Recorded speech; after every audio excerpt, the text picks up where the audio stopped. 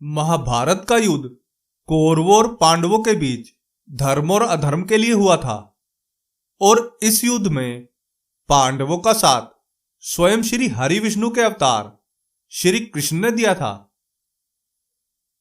उस युद्ध में कौरवों की ओर से कर्ण, भीष्म पितामह, गुरु द्रोणाचार्य तथा अश्वत्थामा जैसे योद्धा युद्ध कर रहे थे, परंतु पांडवों की ओर से केवल भीम और अर्जुन ही ऐसे योद्धा थे जो कौरवों के योद्धाओं का सामना करने में सक्षम थे।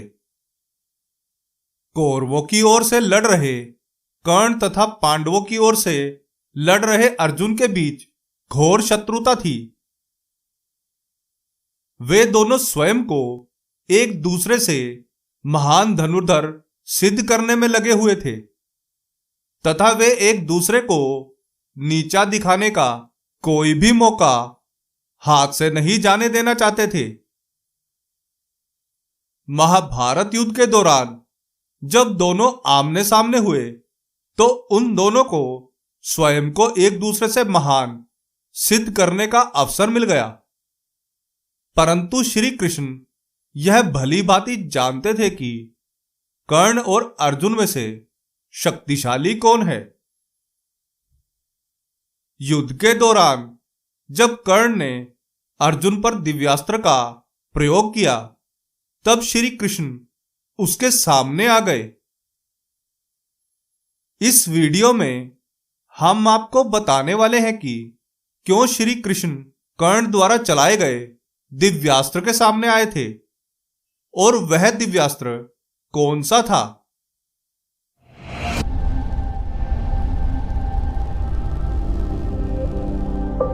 प्रणाम मित्रों, ज्ञान और वैराग्य चैनल में आपका बहुत स्वागत है। यदि आपने अभी तक हमारे चैनल को सब्सक्राइब नहीं किया तो जल्दी से कर ले और वीडियो को लाइक करना ना भूलें।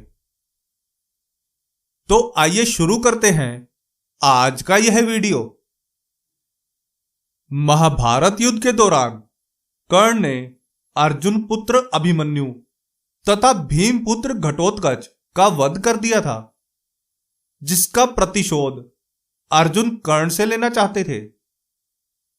केवल इतना ही नहीं, कर्ण ने भरी सभा में पांचाली अर्थात द्रौपदी को भी अपमानित किया था, जिसका प्रतिशोध भी वे कर्ण से लेना चाहते थे। और कर्ण स्वयं को अर्जुन से श्रेष्ठ धनुर्धर मानते थे, जिस कारण वे दोनों एक दूसरे के चिर प्रतिद्वंदी एवं शत्रु बन चुके थे। युद्ध के मैदान में जब वे दोनों आमने सामने आए तब उन्हें एक दूसरे से अपना प्रतिशोध लेने का अवसर मिल गया। अर्जुन और कर्ण ने एक दूसरे पर बाणों की वर्षा कर दी। अर्जुन के बाण कर्ण को और कर्ण के बाण अर्जुन तथा कृष्ण दोनों को लग रहे थे। अर्जुन के बाणों से केवल कर्ण ही घायल हो रहे थे, परंतु कर्ण के बाण से अर्जुन तथा श्री कृष्ण को भी घायल कर रहे थे। इस बात से अर्जुन अत्यधिक क्रोधित हो गए। केवल इतना ही नहीं, कर्ण के बाणों से अर्जुन का रथ पीछे जा रहा था, जिस कारण श्री कृष्ण कर्ण की प्रशंसा कर रहे थे। श्री कृष्ण कर्ण की प्रशंसा इसलिए कर रहे थे क्योंकि अर्जुन के रथ में स्वयं वे विराजमान थे जो श्री हरि विष्णु के अवतार थे तथा महाबली हनुमान जी भी विराजमान थे। और उन दोनों के विराजमान होते हुए भी कर्ण अपने पराक्रम से अर्जुन के रथ को पीछे कर रहे थे। श्री कृष्ण के मुख से कर्ण की प्रशंसा सुनकर अर्जुन और अत्यधिक क्रोधित हो गए।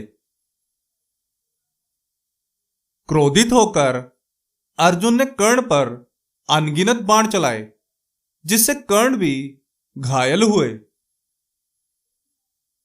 अर्जुन के बाणों से घायल होकर कर्ण ने भी उन पर वैष्णव नामक दिव्य बाण चला दिया। श्री कृष्ण को यह भली भांति ज्ञान था कि अर्जुन उस दिव्य अस्त्र का प्रहार नहीं सह पाएंगे तथा उसे रोकने का भी कोई अन्य उपाय नहीं है, जिस कारण श्री कृष्ण ने अर्जुन की वैष्णव अस्त्र से रक्षा करने के लिए स्वयं उस दिव्यास्त्र के समक्ष आ गए। जब श्री कृष्ण उस दिव्य अस्त्र के समक्ष आए, तब उस दिव्य अस्त्र ने उन पर फूलों की वर्षा कर दी। इस प्रकार भगवान श्री कृष्ण ने कर्ण द्वारा चलाए गए वैष्णव नामक दिव्यास्त्र से अपने प्रिय अर्जुन की रक्षा की। श्री कृष्ण ने अर्जुन की केवल कर्ण के वैष्णव नामक दिव्य अस्त्र से ही रक्षा नहीं की थी, बल्कि महाभारत के युद्ध में पांडवों की जीत सुनिश्चित करने के लिए भीष्म पितामह, गुरु द्रोणाचार्य और अश्वत्थामा जैसे वीर और शक्तिशाली योद्धाओं के अनेकों दिव्य अस्त्रों से भी रक्षा की थी। यही कारण था कि उस युद्ध में शक्तिशाली होते हुए भी कौरव पराजित हुए थे और पांडव विजयी हुए थे।